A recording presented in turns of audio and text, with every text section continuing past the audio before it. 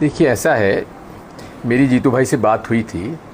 हम लोग दोनों गए थे चोरल एक सम्मेलन में। उसके पहले उसका एक बयान आया था जीतू पटवारी जी का। वो हमारे नेता हैं और मेरे तो पुत्र समान हैं, जहां उन्होंने इस बात का उल्लेख किया था। ये जानकारी एक बीजेपी का विधायक हैं जिनकी मोहन यादव जी से नहीं पट रही है, उन द्वारा मुझे भी दी गई थी। और एक अखबार निकलता, कोई भूपेंद्र दयाल उसका प्रकाशक है और उसका एडिटर है, कि 1 रुपए में 500 करोड़ की संपत्ति एक निजी ट्रस्ट को दे दी गई। मैंने उसका पता लगाया और जिस न्यास को दी गई उसका मैंने गूगल सर्च किया तो वो सरकारी ट्रस्ट निकला। फिर मैंने गूगल सर्च से उसका जो रजिस्ट्रेशन हुआ था रजिस्ट्रार के यहाँ से, वो भी उसमें जो मेमोरेंडम ऑफ अंडरस्टैंडिंग था उसमें कोई निजी व्यक्ति का मनोनयन नहीं था।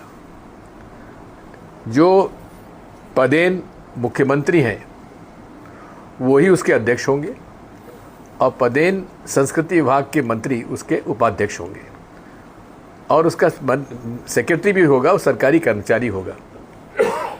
तो ये थोड़ा सा उनकी जानकारी में नहीं था, तो इसलिए कह दिया। देखिए, ऐसा है, मेरी जीतू भाई से बात हुई थी। हम लोग दोनों गए थे चोरल एक सम्मेलन में। उसके पहले उसका एक बयान आया था जीतू पटवारी जी का। वो हमारे नेता हैं और मेरे तो पुत्र समान हैं, जहां उन्होंने इस बात का उल्लेख किया था। ये जानकारी एक बीजेपी का विधायक हैं जिनकी मोहन यादव जी से नहीं पट रही है, उन द्वारा मुझे भी दी गई थी।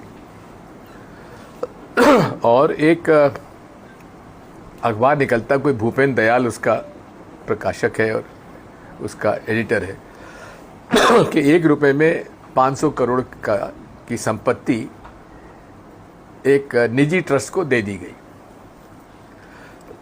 मैंने उसका पता लगाया और जिस न्यास को दी गई उसका मैंने गूगल सर्च किया तो वो सरकारी ट्रस्ट निकला। फिर मैंने गूगल सर्च से उसका जो रजिस्ट्रेशन हुआ था रजिस्ट्रार के यहाँ से, वो भी उसमें जो मेमोरेंडम ऑफ अंडरस्टैंडिंग था उसमें कोई निजी व्यक्ति का मनोनयन नहीं था।